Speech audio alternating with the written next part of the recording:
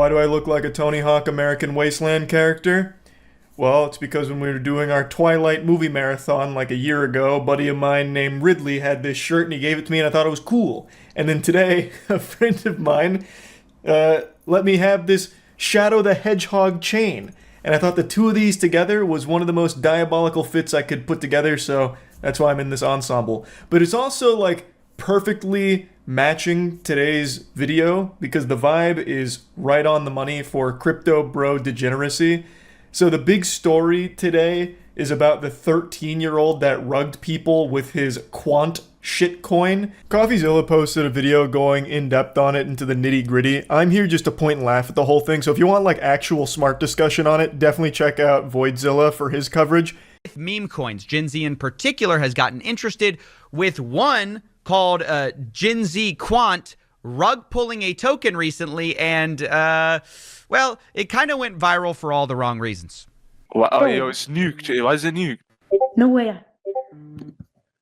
Oh, Holy holy You full clip. holy thanks for the 20 bandos. Imagine being a grown-ass adult and putting your hard-earned cash into a meme coin called Gen Z Quant that is made by an actual toddler, a milk-drinking, pudding-eating, fidget-spinning baby, and then being surprised that you lost money on it. Even if he didn't blatantly rug you and spit in your face laughing at you for being a deplorable idiot, you still should have never treated that as some kind of Galaxy Brain investment. That was always going to just be a donation to Chuck E. Cheese troop.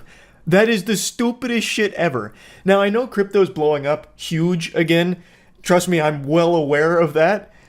But this is not how you get ahead of the curve.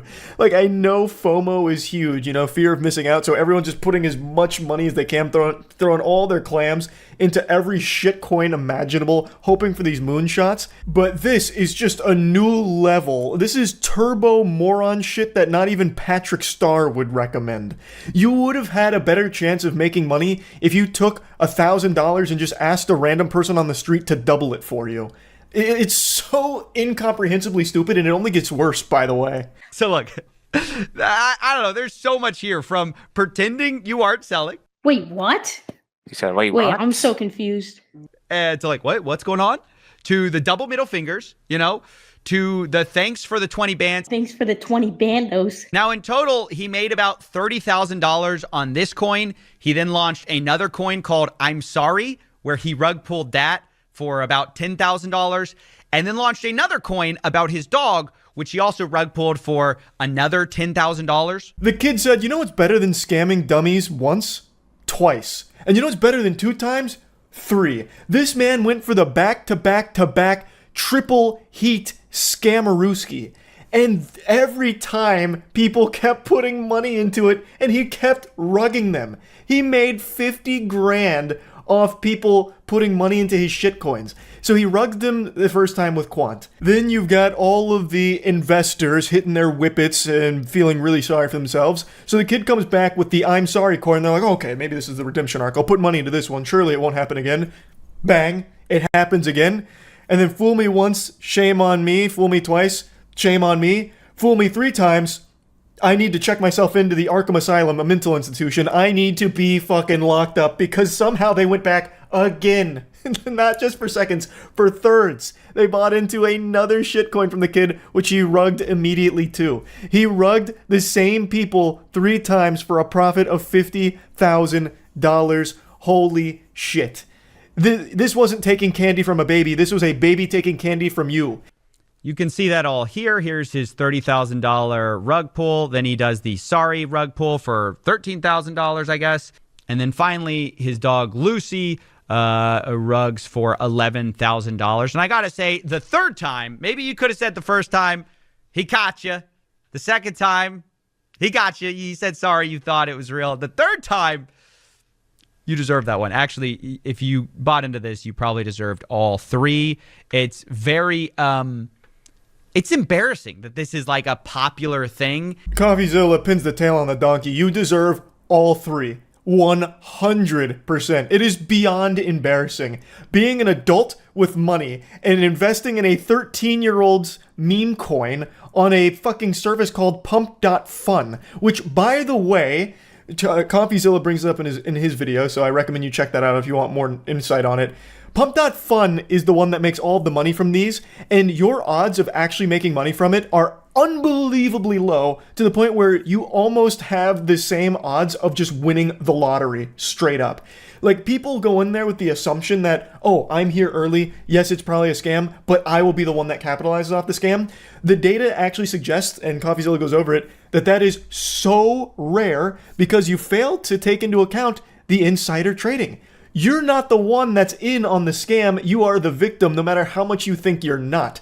So, you will likely never be the one that benefits from the rug that inevitably comes with these shitcoins. Now, the story is still not over because the kid that created Quant, well, it actually didn't die with the rug pull. You see, some of the people that put money into it were so salty that they decided to run it up, and they brought the market cap to a crazy number. I don't remember exactly what the number is, but they drove the value through the fucking roof. Tens of millions of dollars of market cap. The kid's supply, they say, would have supposedly been worth, like $2 million or $1.2 million. You can see that here. His original holdings worth $1.28 million. And then they doxed the kid, which, is really bad. But I think it's funny. Like, people are like, ooh, we got you because you rugged us and then we made it worth a lot of money. But you would have never done that if he didn't rug pull you. I don't know. It's just so, it doesn't make any sense. And honestly, it sounds like cope from people who are trying to do a secondary scam where they got scammed and then they need people to buy in so they can get out of the token. Apparently the logic was they wanted to make the kid feel bad, like, you got 30 grand, but your supply could have actually been worth millions, That was the thought process there, like, make him feel like a fucking idiot for it. Not us, the adults that got scammed by a 13-year-old. But as CoffeeZilla said, it really feels like the reason they did that is because they lost that money, they got upset about it, so then they pumped it themselves in order to get other people to buy into it so they could get out. So that way they could get their money back from the scam. So the whole thing is a fucking mess. It is degeneracy from top to bottom here. And they doxed the 13-year-old as well. It's just craziness that grown adults that are capable of using a computer are not capable of recognizing that giving money to a 13-year-old's shitcoin is a bad idea. And then not only that, they do it again. And then they do it again. That is literally putting your hand on a hot stove 3 times before you realize that it's hot. And in fact, I don't even know if they came to that conclusion because he stopped at 3 shitcoins as far as I could tell. If he launched a 4th shitcoin, he could have probably kept doing this and continuously farming them forever. An infinite money glitch off of the same people that he initially scammed. Like, that's mind-boggling. So yeah, I just had to talk about this because holy shit. That's really about it. So yeah. Everyone knows about Fyre Festival, one of the most catastrophic events that never happened. A giant scam, and creator Billy McFarland went to jail for it, and he still owes victims of it millions of dollars. Fyre Festival was hyped up to be one of the biggest music festivals ever created. It made outrageous claims about, like, the headliners that were performing, bringing in the biggest music artists of all time. Basically, any artist with a pulse that ever cracked the Billboard Top 100 was slated to perform at Fyre Festival. Hey, we've also got a necromancer on staff, and he just revived Elvis Presley, who just committed to performing at Fyre Fest. Get your tickets today, you don't want to miss it. All of the biggest musical stars are going. It's also the most luxurious event ever held. We also turned off gravity so you can float around. Like, it's got everything you could ever want. Get your tickets to Fyre Festival. But then when it was time for the event to happen, it didn't. All of the excited guests were greeted with nothing but a tent and some cheese sandwiches that I think Billy McFarland himself whipped up in his kitchen. Just 2 pieces of Wonder Bread and like a slab of government cheese. Like, that's all it was. It was a huge scam. Everyone lost their ass on it, and it sent Billy McFarland to jail for being a fraudster. But he's been released from jail. And you know what he's doing? Fyre Festival again. He even tried to do a Crypto Island NFT scavenger hunt, but now he's just going back to calling it Fyre Festival too. Fire Festival organizer and fraudster Billy McFarland announced a ticket drop on Monday for a sequel festival. After teasing the follow-up festival early this year, 100 pre-sale tickets went up for grabs on August 21st for $4.99 apiece. Tickets will continue to increase incrementally, with the last round selling for $7,999 each. For $1,500 or less, you could get 4 VIP tickets to Coachella with accommodations and a ready-to-go Lake El Dorado tent. If anyone buys tickets to this, you deserve to lose your money. You absolutely deserve to get scammed. Legitimately. You 100% deserve it. Those 100 tickets have sold out, according to an email from organizers and McFarland's social media, despite the event having no lineup of artists, exact date, or location. So he literally sold them nothing. He actually sold them nothing. All 100 people that bought this should be investigated. Like, that's criminal levels of stupidity and recklessness. It's been the absolute wildest journey to get here, McFarland said while wearing a white bathrobe, wireless headphones. It all really started during the 7-month stint in solitary confinement. It looks like he learned so much, too. He continued that during his incarceration at Federal Correctional Institution Elkton in Lisbon, Ohio, he wrote a 50-page plan to parlay interest and demand into fire into new projects. There was a mention of a new Fire documentary and a Fire Broadway music festival. Now there's Fire Festival 2 slated for the end of 2024, with pop-ups and events across the world. What's up, guys? This is a big day, because as of right now, Fire Festival 2 tickets are officially on sale. Yeah! It's been Woo! the absolute wildest journey to get here, and it really all started during the 7th-month stint in solitary confinement. I wrote out... Hey, Billy, I'm not your PR guy. I'm not on the board here. Why would you mention solitary confinement? Hey, guys, Fire Festival 2 is coming out. By the way, I am a convicted criminal. I spent 7 months in solitary confinement. But that's when I went on my spiritual journey and I really found myself. So I'm doing it again. From around the world together to make the impossible happen, but how I would find the best partners in the world to allow me to be me while executing Fire's vision to the highest level. You just shouldn't be you. Like, that's the big problem, is you. You are the problem. This doesn't inspire confidence, Billy. To sign a deal to produce Fire Festival, the Broadway musical. I still think that's such a great idea. He's actually selling nothing now. He's selling imagination. Like, he's selling the idea of things, which is so fucking cool. And people are buying it. Is coming back to the Caribbean. We are targeting Fire Festival 2 for the end of next year, and in the meantime, we'll be doing pop-ups and events across the world. Guys, this is your chance to get in. Let's go. Everything I've been working towards. Let's fucking go. My man. Who wouldn't want to go? Billy, let me take a peek here. For only $7,999, I can go to a completely make-believe event. As I'm sure you've heard by now, the tickets sold out really, really fast. And this is definitely going to frustrate a lot of you, but we now have 6,900 people on the wait list for Fire Festival 2. I have gotten emails. Do you think this guy's ever told the truth about anything in his life? You're not. I don't think he's even capable of being honest. Like, he was made in a lab to only tell lies. However, today we are dropping Fire Festival merch. Here's one of our old hats. And I am picking 5 people who buy merch this week and comping you each 2 tickets to Fire Festival 2. Thank you guys for all the love. Thank you guys for all the hate. Together, you're creating the absolute perfect storm, and I can't wait to give the rest of you a front row seat as I fly right through it. 72 hours. Is there anyone less honest than Billy McFarland, I wonder? So he made a single hat. I think there's a 0% chance there's merch to buy, and if there is, if you buy it, it should be like some kind of litmus test that immediately identifies you as a potential, like, criminally stupid threat to society. Billy dropping killer deals of $600 a ticket for Fart Festival. Show some goddamn respect. It's $7,999 per ticket. Don't you dare make him sound like a cheapskate. Fire Festival 2 pre-sale the Caribbean December 6, 2024 at 12 p.m. Where's the merch? Ah, here we go. $40 hat, $60 shirt, and... Okay, here. This is looking amazing, actually. I'm sorry to have not placed my faith in Billy McFarland and his team. And by team, I mean Billy McFarland and his 6 other alter egos. So he's got great options here. The $40 festival hat, this badass shirt, Beautiful hoodie. Hold on just a minute, sports fans. We've got a deal on our hands. $10 says he bought all of his own tickets and will scalp them. No. He didn't buy his own tickets. Are you out of your mind? You think Billy McFarland has ever spent $1 in his life? No. He is literally just lying. They don't have tickets. They don't have anything. There is nothing. He is making shit up.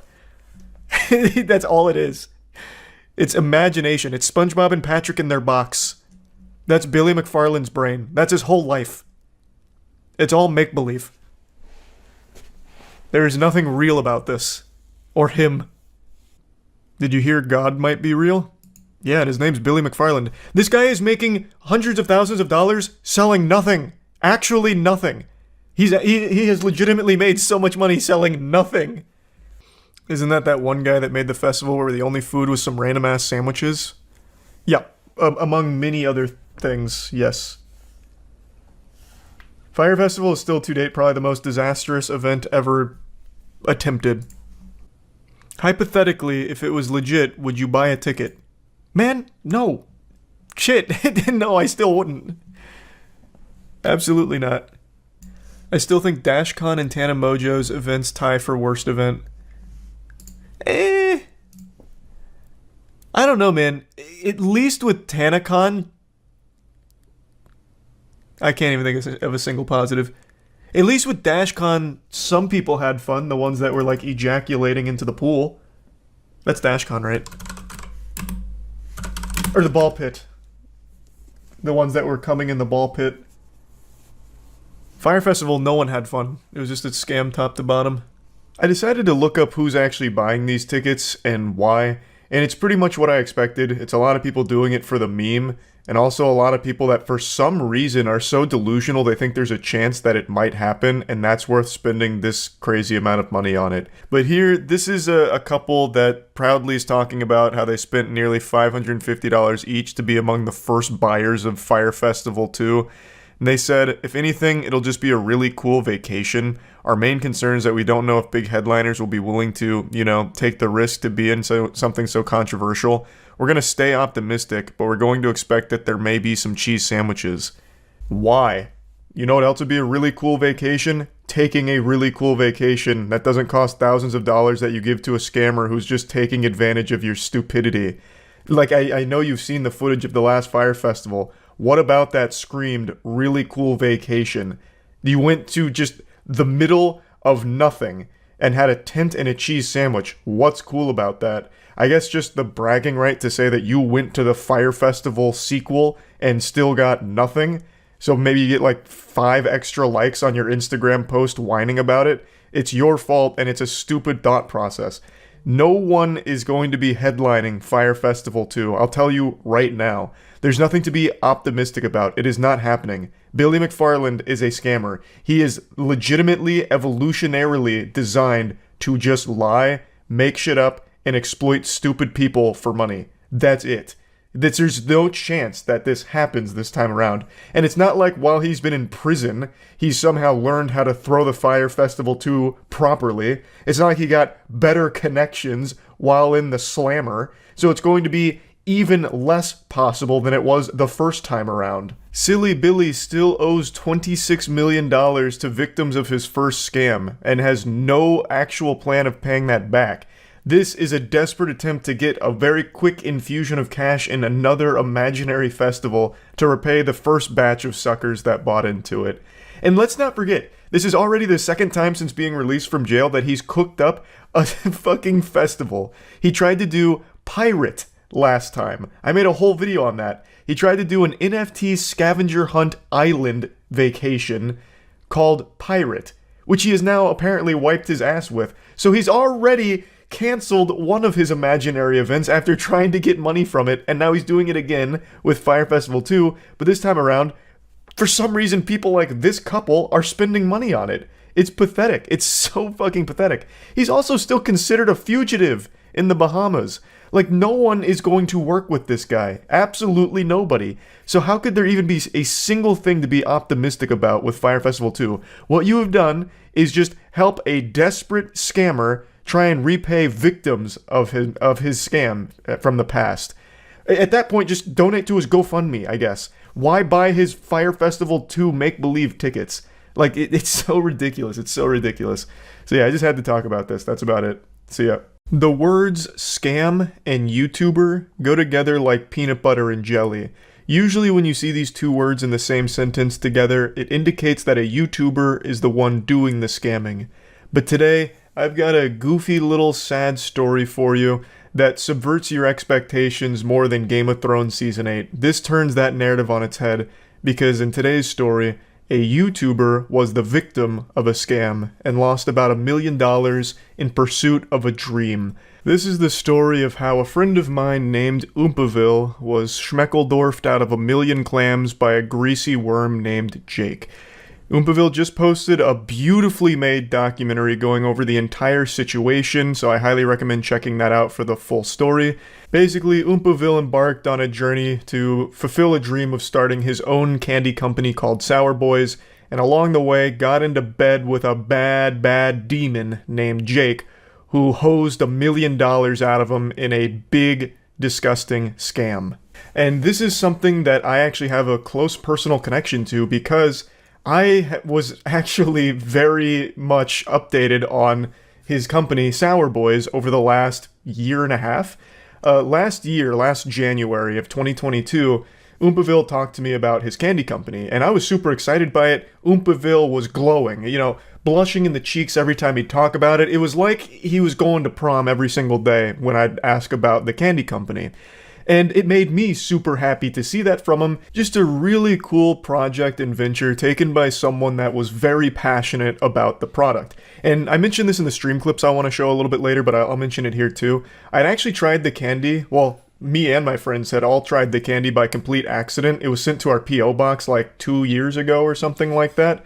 And we were eating it during a Moist Esports watch party and just fucking loving it. And we had no idea it was his. It wasn't until much later that we learned that Sour Boys that we were eating was Oompaville's. So it was a product that I had already liked without ever even knowing it was his. So it was top quality. And I eventually was told by Oompa that he was unfortunately used like a fucking fleshlight by a scammer and lost tons and tons of money, and that he'd be making a video on it. And now that video is finally out, so I'd like to talk about it here today because it is tragic. Now, I want to make it clear that this doesn't mean that Sour Boys is dead and buried. According to Oompaville, they are still pursuing a full launch, and it is apparently in a very good place, so that should be on the horizon at some point. But this is a massive $1 million hiccup. That's a hiccup that could put you in an early grave, honestly. Losing that amount of money to a scammer is nothing shy of an absolute asteroid hitting your world. But Oompa and his family have persevered and are still planning on launching Sour Boys in a big way.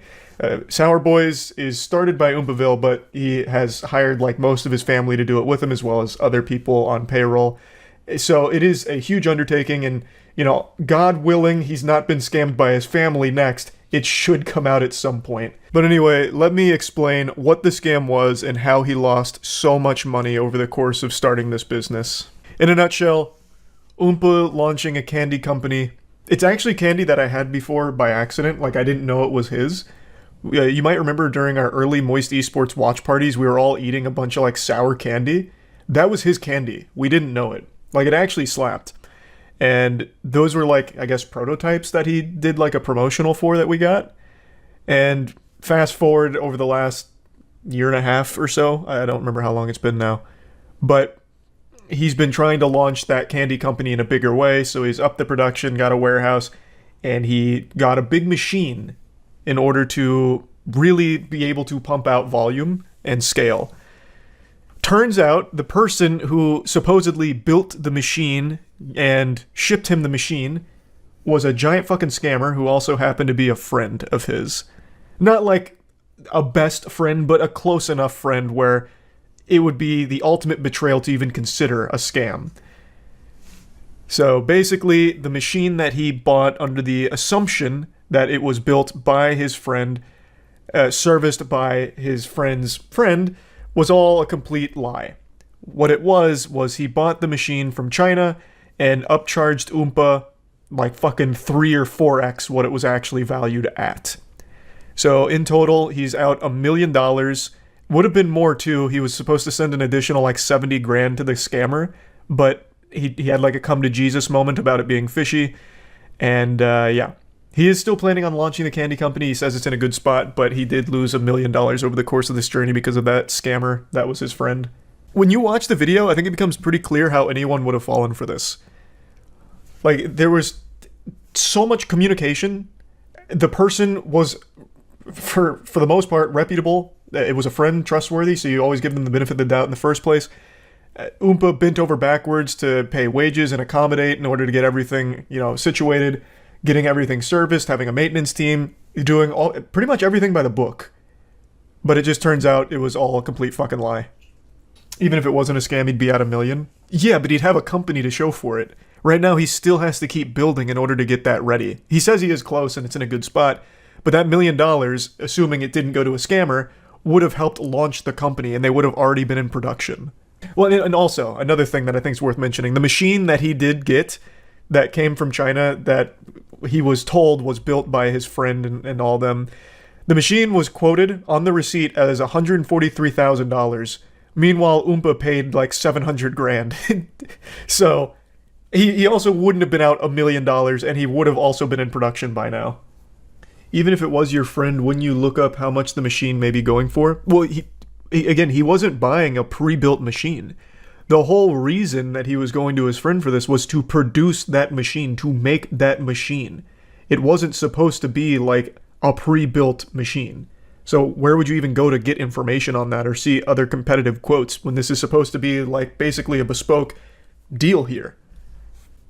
It wasn't $1 million for the machine. He lost $1 million over time by getting the machine and paying the guy and everything. Yep. He said $700,000 to the actual scammer, and then over the course of like wages and other expenses came out to around $1 million into the shitter. Should have consulted me, easy. True, he should have went to you. He should have been in Twitch chat just looking for the experts. You would have sniffed it out. Just go to Ask Reddit for advice. Where all sane people go, yeah. Why not ask a specialist about this before paying? The guy was a fucking specialist. Well, was supposed to be a specialist. And I guess in a way he was with scamming. Like, I don't know who else he was supposed to find. Like, Willy Wonka? Like, it's a hard thing to find people for that. Can he do something to press charges, or is it out of his control? Oh, they could absolutely press charges. 100%.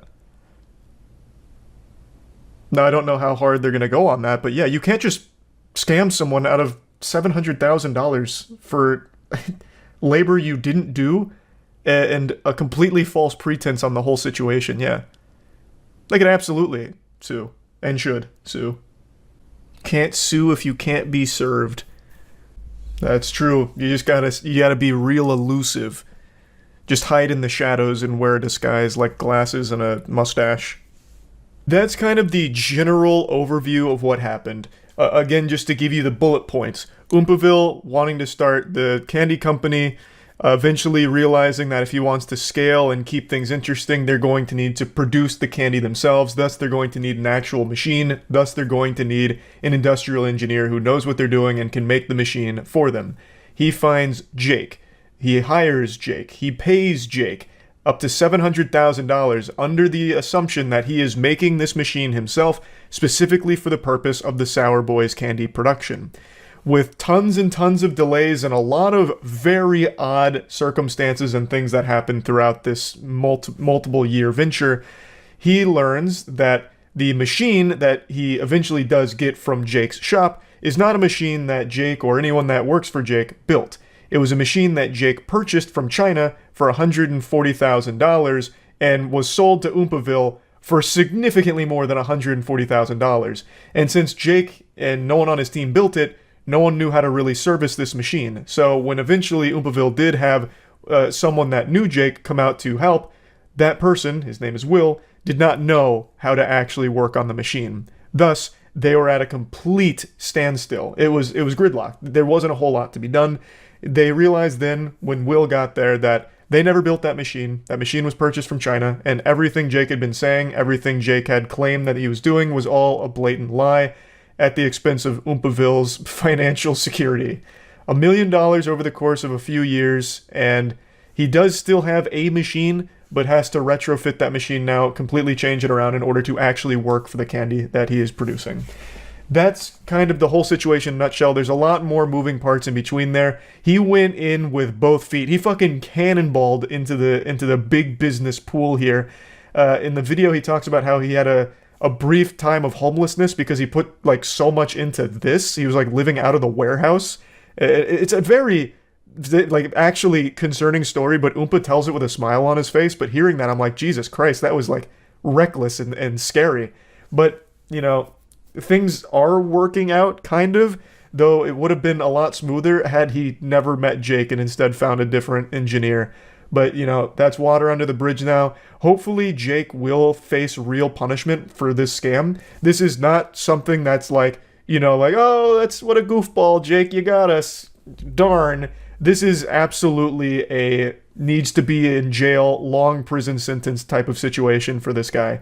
That's an unforgivable thing to do. So yeah, that's kind of the bare bones of the story. I highly encourage you watch the entire documentary if you want to see like the nitty gritty of everything that went on throughout this entire journey. It's wild and sad. Him, Oompaville, and his family have like a really good attitude about everything somehow, which is, you know, hats off to them. I don't know how they maintain like positivity in the face of $1 million fucking scam like that, but good on them. I'm wishing them nothing but the best. I hope Sour Boys does very well. And yeah, I just wanted to talk about this a little bit because this is a very rare instance of a YouTuber being the victim of a scam. So yeah, that's really about it. So yep. Okay. Let's start with the Island Boys. The only thing that I know about the Island Boys outside of course, their chart topper is they used to do cameos for the U.S. military where they try and recruit people. So people would pay them from the U.S. military to like shout them out and try and get kids to join the military. And then there was Sergeant Vasquez who paid the Island Boys to appeal to his upper management about not kicking him out. So that was pretty cool. The Island Boys were instantly judged as two talentless bozos who had covered themselves in tattoos, True. and as a result, people began to follow them for their stupidity as opposed to their talent. And I think they're entertaining, and I follow them because they're entertaining. I love to see the stupid shit that they say. Now, the difference between the Island Boys and someone like 6ix9ine is that while 6ix9ine also got famous in part by his over-the-top ridiculous appearance, he actually has a decent portfolio of music. His music usually did really well on the 6ix9ine, charts. but only in the beginning. He then becomes well known, people check out his music, and then A bit curious, has there been an example of someone who started as like a punching bag and then got famous for it and never fell off? Because think of all of your most popular memes and most popular like lol cows. It only works for like maybe a couple months. It never lasts forever. Oh, actually, that was a really bad baby. Yeah, that started as Dr. Phil, people making fun of her. And she's had an extremely successful career as a result. You're right. Anyone else, though? I don't know why people keep saying Justin Bieber. His career was music. Shitty music, for the most part, sure. But people like the music. Nobody ever liked the Island Boys' music. They only ever made fun of them. So that doesn't really count. People that literally only existed to be made fun of and then had a successful career as people to just keep making fun of. That's what the Island Boys were. It's not like they had... Like, a lot of people got their start as a joke, but also contributed something that people might actually like music or whatever. They haven't done that. Joji. What are you talking about? Joji was an extremely popular YouTuber. I think the only actual example is actually going to be Bad Baby. Think about a hater. A hater is watching you sometimes more than a person that loves you. Yeah, and if they're hating on me, it's just because they really love me. Because I see the haters check up on me more. Didn't they also like lose their mind here and get upset? It's people kind of hold against you as a grudge is that Is like, your medical? image is crazy and you're sort of famous, but maybe the music isn't necessarily the reason why you guys are so known. Right. One of the Island Boys would go on to state that the other reason they had so many haters was because of jealousy. Just hating on me or whatever. That's it's just always a form the of one. Jealousy, either that because I'm not really doing nothing. Which is just another... Everyone always says that. Like, when someone's getting a ton of, like, backlash, the immediate thing they fall back on is jealousy. It reminds me of shit people or parents would tell their kids in middle school if they were just getting bullied. It's like, yeah, they're jealous. I was like, nah, maybe your kid's a loser. Like, I don't know. It's just one of those things, like, it's just, I guess growing up you just get told if someone's being mean, it's because they're jealous or whatever. I worked my ass off. It's not even just the Island Boys. It's the fact that we went through so many obstacles, it was just bound to happen. Now, it'd be a cheap shot to say that there was no hard work. I'm sure the Island Boys had to have put No, you can say that with confidence. That mega viral video. There was However, no as hard mentioned work. In the singing. And this is one of the In the singing? Only ones that are talented in the singing. And this is one of the strangest parts about. Is that what he said? In the singing? Oh, in the scene. Oh, in the scene. Okay. Now, have they... I guess I'll look it up real quick. Do they actually make music? Because, again, all I know them for now is they just do recruitment for the U.S. Army through Cameo. Island Boys get booed on stage. That sounds about right. So basically, when I was locked up, I was probably one of the only people in the dorm that knew how to rap, that knew how to freestyle, but didn't care. I think me as a rapper, my music is underestimated though. Yeah, for sure. What music? Do you make music? Rap, whatever. Going back to the Impulsive podcast, the Island Boys seemed pretty proud that they had paved their own path after Mike would ask them about which rappers they had been inspired. So another thing though, and it didn't help. They were also harbinging or giving. What the fuck was the charge? They had a murderer stay with them, right? A guy had just killed someone, and the Island Boys said, yeah, you can just stay here for a while to lay low. What was the charge? Was it aiding and abetting? So it's not just that they're unlikable, which they are, and untalented, which they are. It's that they also make the dumbest fucking decisions of all time. He killed a child? Yeah, I guess so. I don't remember the story, but yeah, apparently an 8-year-old girl was the victim. It was a drive-by shooting. Is that why you guys have such a unique sound? Yeah. We don't listen to That's rap. so nice to call it a Nowadays, unique sound. I used to listen. I agree with you guys to an extent of not like being swayed. Dude, by, they're just by fucking with other them. people, Yeah. But also at the same time, like the current winners in the culture act as like guardrails and guidelines for what you do with your craft. Mike is 100% correct here. I think if God forbid it doesn't go in your guys' direction, for real, I think you guys take all of your jewelry assets and invest it in something. So you guys will never ever be. Oh, yeah. Have you heard of After storming NFTs? out of the, their emotional response to what George had to say is also a pretty good indication that the Island Boys are probably pretty unwise and insecure when it comes to their financial situation. So what are they doing on TikTok now? I haven't checked in a long time, actually. Let's see. They're the Island Boys on... No, they're not. What are they? They're Kodiak something, actually. Oh, Fly Soldier. Oh, boy. Their views are not doing well. Oh, boy. Alright, what's this one? This is... Y'all got room for one more. Y'all got room for one more. Well, to become an Island Boy, you gotta be special. You gotta have talent. You also have to look a certain way. You gotta be cleaned up at all times. And then you also have to, entertain us. Because the Island Boys, me and him, like to be entertained by people. And so, you gotta really have the What is that, like a court jester you gotta then? have the drip, criteria. And criteria... I can't believe they're not doing well. That sounds fucking amazing. Oh my god, they did recruit a third Island Boy. Yeah, it looks like they recruited a third Island Boy. Welcome to the family, man. Yeah, they're struggling, though. Sonny is not wrong. They're not breaking 100K on all their videos anymore. Be sustained, or if that could be translated into a successful career long term. Before going on to... Again, people keep saying music artists they don't like. People unironically listen to someone like Lil Pump. No one unironically listens to the Island Boys. That's the difference.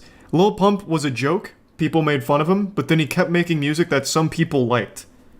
Now, do I agree with him? No, I think they are objectively wrong with their opinion. If you like Lil Pump, you just know that you are wrong. And you make me sick. But people do like it. Nobody listens to the Island Boys. That's the difference. They don't even make music, from what it seems like. It seems like they just sit in a jacuzzi and ask people to join the Island Boys. Possible. I doubt he's making any new money like how Island Boys are. We are successful and happy in life. Which would be followed. Also, a little heads up, I don't think the Island Boys have much money to begin with. Just as a quick peruse through their TikTok, it seems like the only money they make is when the U.S. Army hires them to do a cameo for recruitment. And you can't really monetize TikTok. The Creator Fund, I think, pays out, what is it, $1,000 per like 20 million views or something? It's something absurd. And they're not getting 20 million views a month. So I don't think that they're pulling that kind of money. I could be wrong, though. It's been a long time since I looked at the TikTok Creator Fund. All I know is that it's not very good. It's a little better than the YouTube Shorts Creator Fund, but not by much. Charlie, you're wrong. Bro, I have a channel that has shorts on it. You know how much money that makes a month on just shorts? Less than $100 sometimes. And that's off of like 30 million views on the shorts a month. And the TikTok Creator Fund is just a little bit better than that. So I can extrapolate to a certain degree. It's short-term hustling. And we've seen this exact same quote-unquote business model, I guess you could call it, being done, but this doesn't last. Nice. And it didn't. It does not seem like it lasts. But they gave it their best. God damn it. That jacuzzi wasn't gonna get satin in itself. Yeah, we'll watch this one. I don't know anything about the 1,000-Pound Sisters because I think it's just a really sad thing. But I am very curious to see about this scam. Yesterday, Tammy went into the hospital. She has pneumonia and she can't breathe. I set up a GoFundMe account if y'all can donate a penny. The Slayton sisters would turn their entire audience against them through controversy after controversy, peaking with one of the most ambitious scandals in YouTube history, a GoFundMe for Tammy Slayton's funeral, who had an... That is bold. However, that is very bold. Known more about these two sisters prior to the beginning of their channel, each of these controversies could have been easily predicted. So when they first began their channel, they were liked. The sisters built an audience through their strong family bond, positive attitude, and ability to laugh at their own shortcomings. We need to lose weight to become skinny.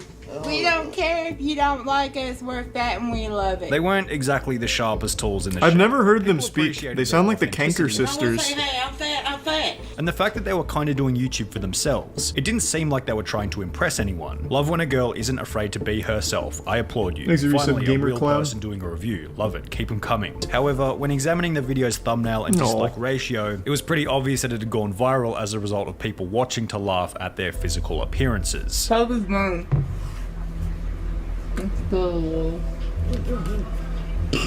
Yeah, see, that's the thing I think is really sad about the whole situation, and especially the TLC show. It's just literally just so people can point and laugh at them. Like, and that enables them to keep killing themselves. I don't know, I just find that whole thing to be sad. That's why I don't ever really watch it or try and learn about it. I just think the whole situation's really morbid. Proposal. The audience sends a bit of money through, the sisters get a new laptop, and in return the audience gets a higher average video quality. That's that shit you see sometimes, like, if everyone that follows me gives me $1, just $1, we'll be good. The whole MacBook thing was not my idea, it was a friend of mine's idea. I didn't even edit the video or Clara, anything. damn it. Is down. However, while Amy did receive a bit of hate, the operation will prove to be successful after raising over $833, showing the Slayton sisters that it was not only possible... What? How expensive is a MacBook Pro? They were asking for $10K? Bro, what does that shit go for? What? The other problem the Slayton sisters encountered after growing an audience was that they could now be held accountable for the stories that they shared throughout their videos. Think about a situation in which she had adopted a German Shepherd rescue dog before leaving it in a camper van on a hot summer's day. Now, Amy would state that the camper has AC in it, and we only put him in there for like 30 minutes. And who are y'all to judge me? However, when Amy would then reveal that the dog had gone crazy inside and smashed the air conditioning unit just to get out, her audience assumed that maybe the AC wasn't on and that the dog was going probably wasn't on. It had been overheating inside. This theory would be supported further after Jesus Amy revealed Christ. that the dog had bit. However, with the bite mark being so severe and Amy taking the dog to the pound, whilst using the wording that the dog was no longer with her, the audience assumed that Amy had taken the dog to the pound to have it put down, resulting in the popular opinion that Amy was fuck her. abuser. I can't Jesus imagine this Christ. woman owning a German Shepherd. Shepherds need tons of activity both physically and mentally. She couldn't even take care of herself, let alone I see why a lot of strong people and do not like intelligent them. breed. This sentiment will become even worse when, at a later date, Well, Tammy now would I feel upload a absolutely video no talking about sympathy the for her. celebration of her birthday at a gaming arcade, mentioning in passing that she felt sorry for their other dog, Littlebit, who had been left in the hot car whilst they were inside playing games. Oh my I god. feel bad for a little bit because she sat outside in the hot car while we were having fun. But I did, while we were at getting something to eat, I did get a little bit some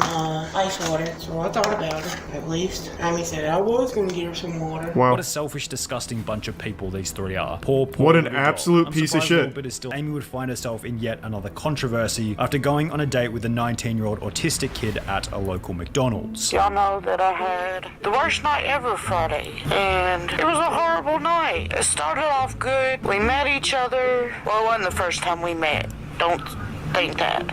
I'm not that type of person. As mentioned, in the beginning the date seemed to have been going well, What to the the extent that fuck? Amy and her date decided So I was giving him a hickey, and he was like, quit biting me, and I'm like, I'm not biting you. Oh, this is worse than Amy Schumer talking about her vagina. Oh my god. Oh. Oh wow. Hold on. I need a break. I'm gonna splash like holy water in my fucking face or something. Just give me a second. I'll be right back. himself during the intimate moment, he would take to Facebook, posting a status written in an ancient hillbilly dialect, which will receive a response from Amy about the size of his penis. Wait, I want to read this. Damn, sounds like it wasn't like trying to give him a hickey. She was trying to like Dracula this man. Good lord. I hope y'all guys are happy. David just broke up with me. Nice. Because everybody was harassing him. Now y'all see why I don't tell people who I'm dating. Because y'all bully and harass him. And then he does. And while this would mark the end of Amy and Tammy's reputational-based scandals, it would ironically mark the beginning of all the many financial controversies, beginning when their audience discovered the merch site was suspicious from the very beginning and read as follows. If you purchase Tammy's merch, you'll be added to a private group chat with Tammy. To purchase, head over to the donate section, and they're definitely scamming the tax system and sliding money to Tammy so she can sell disability from what it seems. Wait, what? A good side hustle. What? Bro, that's kind of big brain for Tammy. That's very interesting. That is not her idea. Someone must have actually like told her about that shit. That's kind of smart. Because it doesn't count as income at that point. This feels like a way to scam the IRS somehow. I didn't sell anything. Yeah, exactly. It got worse when fans would come to realize that the sisters hadn't been paying the artists who had completed the designs for the merch. However, this still doesn't make it the most notorious controversy in the Slayton sisters' history, bringing us to the infamous funeral scam. This is what we got the When cliff Tammy, notes on who was earlier. The heavier of the two sisters fell over in the bathroom before waking up the following day without the ability to breathe. Told me I had pneumonia and I was gonna have to stay in the hospital. Whilst in the hospital, Tammy's condition would worsen, leading her to pass out for 3.5 weeks whilst on life support, during which Amy would begin the GoFundMe. And this was all to fake? Amy's credit, it probably was pretty scary having your overweight, unhealthy sister on life support. So all of that happened, she just didn't die. However, to begin planning Her coffin is gonna cost them more because they have to triple the size of the coffin. whilst mentioning that Tammy was on a medical card, however, the amount of money it provided would not be enough. Is that a real thing? I mean, I guess it has to be, right? I'm guessing they would have to like supersize that. Please find it in your heart to donate. The GoFundMe itself, which would raise a total of $818. Wow, wait, This what? fund- They asked less for this super quadruple freight container coffin than they did for the MacBook.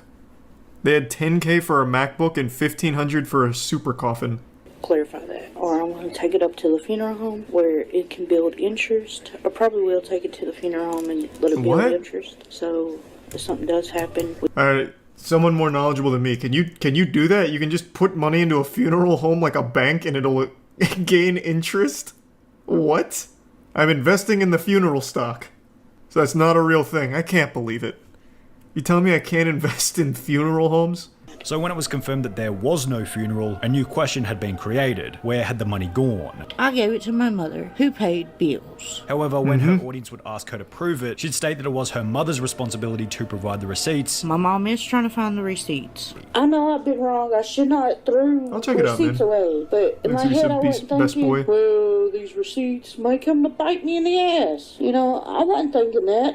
It was a simple mistake. However, if the GoFundMe had been done online, then surely she was using internet banking. Why couldn't she provide a screenshot of the bank transfer to her mother? Medical bill receipts. Yeah, these two don't are like seem just something actual you pieces of just roll shit. away. Most interesting part about the whole ordeal is that while That's most alright, disgraced YouTubers simply fade into obscurity That's as a the Prime years Mirage. go by, the Slayton sisters have managed to remain relevant after rolling their public image into a TLC show titled 1,000 Pound Sisters, on which Amy has since lost over 100 pounds, has gotten married, had a baby, and is looking healthy compared to her early days on YouTube. Wow. Unfortunately, the same can't be said for Tammy, whose continual weight gain underpins much of the show's entertainment factor. The show just had its third season with well over 1 million viewers per episode.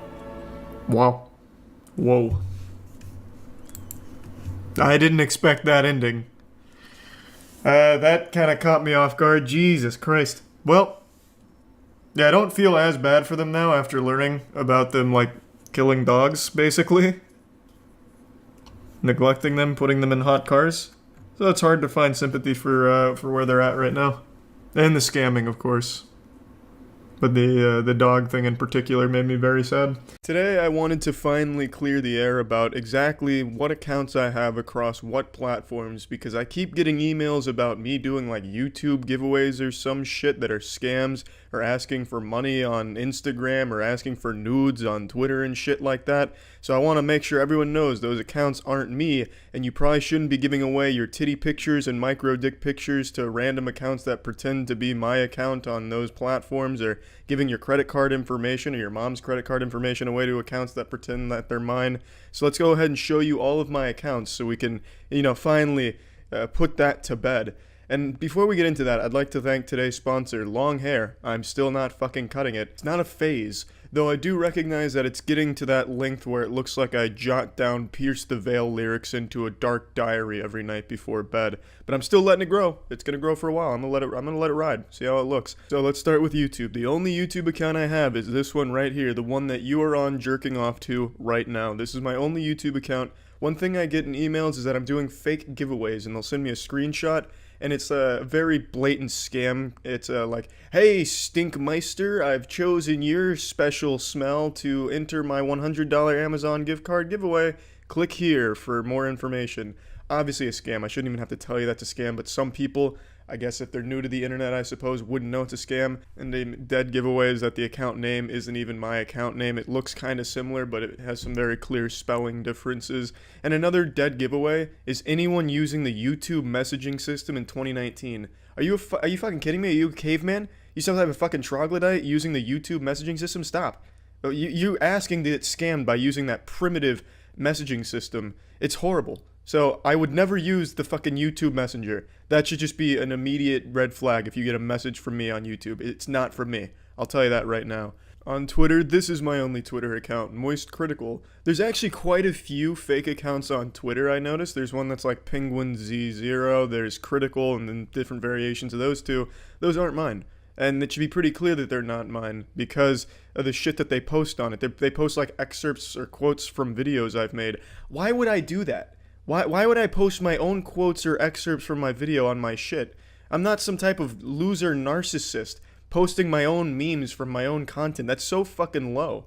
Those are not my accounts, so I'm not asking for nudes and credit cards on those Twitter accounts if you're getting those type of creepy DMs from them. Not me. On Twitch, my only Twitch account is twitch.tv/moistcritical, and every single one of you should go follow and hang out around there. I'd love to see your beautiful faces when I stream there, and I stream daily. Hope to see you there. Snapchat. Haven't gone on Snapchat in 2.5 years, so if you're talking or flirting with someone on Snapchat, it is not me. I don't use Snapchat. That update from 2 years ago fucking killed it. It's dead to me. It's a rancid pile of shit that I haven't touched and I don't want to touch. Let's move on to Instagram. Big Moistcr1tikal. This right here is my only Instagram account. There's a really popular impersonating Instagram account that even a rap artist that I like follows called Zillakami, and it's this Instagram right here. This is not me. Again, this is just excerpts from my videos. Why the fuck would I post my own excerpts on an Instagram account? I'm not that shameless. I don't sink that low. I post some fucking bangers on Instagram, such as pictures with my dogs, and that's about it, really. Let's move on to Pornhub. My only Pornhub account is The Biggest Moist. I have 2 videos on it, which was the Second Life one that I made, and then the How Bud Light is made. Those are the only 2 things I have on there. I did, however, stay logged in during a porn binge one time, so there's a lot of different lesbian porn that I have on my saved in there. So, I mean, those are the only things you're going to find there. That's my only Pornhub account. I'm not going around commenting on videos saying, hey, who's this actress and what's the diameter of her butthole? Couldn't tell. What's the hypotenuse from her titty to her butthole? Couldn't tell. I'm not commenting that shit. I don't really use that Pornhub account anymore. I only use it to post a couple of things, and that's about it. Now, moving on to merch. The only merch I have, and I don't like calling it that because I think merch fucking sucks because it's just like inside jokes, yeehaw, that's something I want to wear around that like maybe 3 people would get out in public and it doesn't look good. The only merch I have is wetware, which I'll link to again, and that is the only merch I have. All of the other shit you see with, words on it or quotes from videos are not mine. That's not my shit. You're just buying someone else's shit, and that's fine if you like it. I don't mind that people do that. It's really not that big a deal to me if people like that kind of shit. I mean, by all means. But the only one that I actually have is the wetware. And last but not least, the last one I can think of is TikTok. And I'm genuinely insulted that some of you thought I used TikTok. I don't have a fucking TikTok account. I'm not a child predator going on TikTok. I don't use that platform. I don't know who does that's older than 15 except for goddamn criminals. So no, I don't have a TikTok account.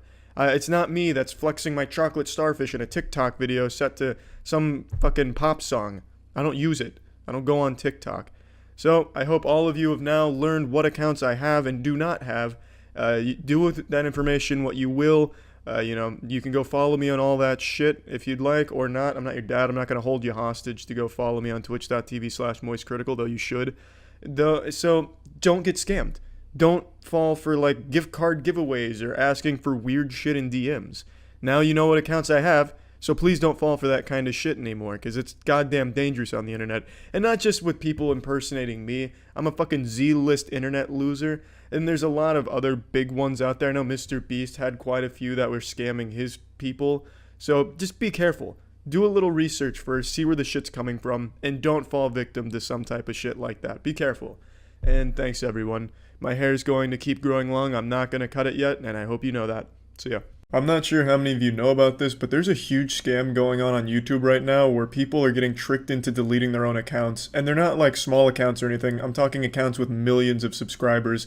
And it seems like they're targeting the smartest people on the platform. Like if you heard tomorrow Charlie was tricked into deleting his account and showing pictures of his cock on the internet, you'd be like, yep, that sounds about par for the course. That sounds like something Charlie would be tricked into doing. But when you hear Jim Browning was tricked into deleting his channel, you're wondering what the fuck went on? Who could outsmart Jim Browning? For those that don't know, he's an extremely large YouTuber who's famous for taking down scammers and taking down entire scam operations around the world. He's super good with computers. He is literally that cyber boogeyman that your parents were afraid of in the year 2000, where they thought if you opened Microsoft Office and typed :XD, that you all of a sudden your emails were going to be hacked, your credit card information stolen, your bank account drained. He is that guy. He can do like anything with a computer that you could possibly imagine. If you accidentally say hello to Jim wrong on the internet, he's got all your fucking information ready. This guy hacked into the CCTV cameras at a scam headquarters just to gather evidence on them one time to take them down. It's incredible. It's like on Xbox Live when you'd hear some asshole say like, yeah, my dad works for Bungie and we've got all your information now, so get ready to get banned. Except Jim Browning is actually able to do that. He is that. Like, this guy is a real-life L from Death Note. Super smart guy, super great guy, and he recently was the main victim to a YouTube scam that convinced him to delete his own channel. Today he posted a video going through exactly how the scam works. It's a great video. I highly encourage you to check it out. And I want to talk about it just a little bit and give a bit of a summary, as well as a little advice for any YouTubers out there on how to avoid it. He does as well, but there's a couple things that he doesn't touch on that I'd like to. He's also not the only victim of the scam. Another very smart and large YouTuber named the Spiffing Brit was also convinced to delete his YouTube account in what appears to be the exact same scam. And allegedly these aren't the only two, but these are the biggest two that I can find that have confirmed to have fallen for the scam. So how does it work? Jim Browning has it all covered from start to finish. He recorded the entire interaction with the scammer, but I'll just do a little caveman breakdown. Bad man pretend to be Google. They were able to send a real email from a real Google account at google.com. They sent an email saying you have a duplicate AdSense on your YouTube account. As a result, we'll be suspending your channel. If you want to talk about it and try and rectify this, you can join our YouTube support chat. And then there's a link, and the link actually takes you to a real YouTube support chat. So this entire time you see at google.com, and it really is at Google. It is a real YouTube support chat.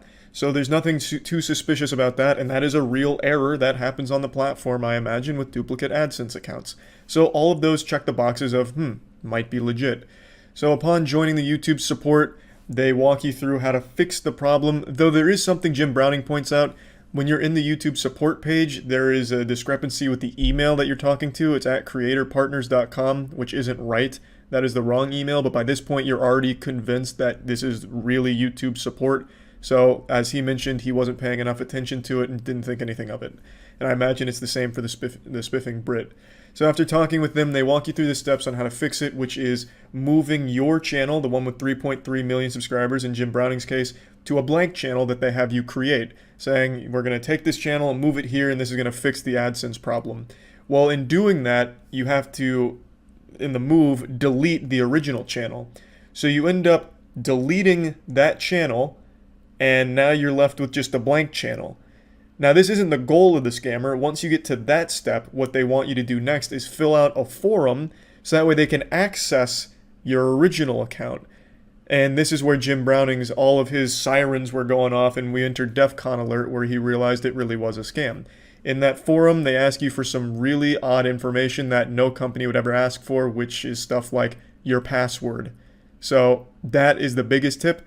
No one and nothing that is official will ever ask for your password to anything. So upon seeing that, he closed the case. He knew it was a scam, but then tried to get more information out of him. The scammer started bragging after he was caught, saying that he's worth $2.5 million off of this scam, and that he has 12 accounts, some with 6 million, some with 3 million. None of that Jim was able to confirm, but it is worth at least mentioning. And then today, the Spiffing Brit posted this picture about how his channel was deleted and he was tricked into deleting it himself by a scam. So you're led to believe that it's this same scam.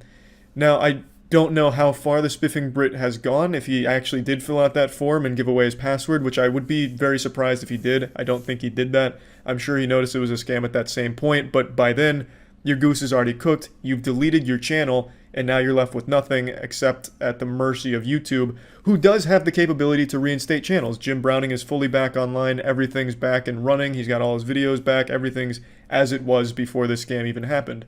But it is still a huge hassle, especially if they did go through with giving the password, because now the account's compromised, the scammer has it, and they can take whatever revenue the account makes. So that is a big problem. Though Jim said even if he did give the password, he thinks two-factor probably would have protected his account, and I agree, that probably would have stopped it in its tracks. But let's assume the creator doesn't have two-factor on, well, then they'd be fucked right then and there. So that's just a breakdown, very briefly, of how it all played out. It's a lot more intricate than I'm giving it credit for with my explanation. Jim goes into detail and shows just how convincing it is, but that's pretty much how it all went down. So, how can you avoid something like this? Well, the first thing you need to understand is YouTube doesn't communicate. So if you get an email from YouTube saying anything, it's probably just a fucking scam.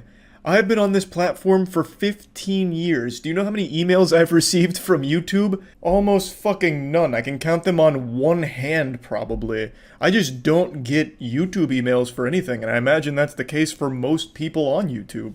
When I get like a copyright claim or anything, I don't get like an email or anything about it. I just see it on my account. You know, I'd never get emails from YouTube. So getting anything from YouTube about like, hey, there's a problem and we want to fix it, are you fucking serious? YouTube yet never wants to fix anything, let alone reach out to you to try and get it fixed. It just doesn't fucking happen.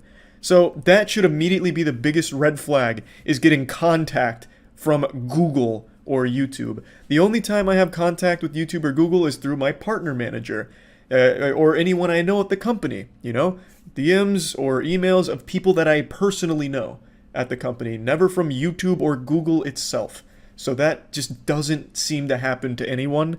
And when it does, it's usually shady, like in this case.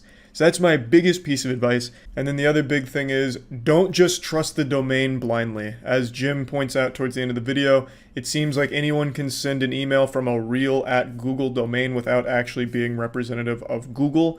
So just because a domain looks legit or even is a legit domain, don't let that just be a pass for everything they say. Don't just write it off because the domain was real. Because, again, in Jim's case, it really was from Google, but it was a scammer that was able to use the Google domain. And it seems like anyone can do that. So that's just the other thing to be aware of. That's really about it. It's a pretty wild scam, and definitely the most intricate that I think I've ever seen on my history on this platform. I've never seen one actually be able to target extremely smart people successfully. Usually you'd see it happen to channels that are like prank channels or something, not actual fucking 500 IQ scam exposers and extremely smart YouTubers that expose exploits in the world like Spiffing Brit. Like, the fact that it got those two means it could get fucking anybody. So, you know, be cautious out there. And yeah, that's about it. So yeah.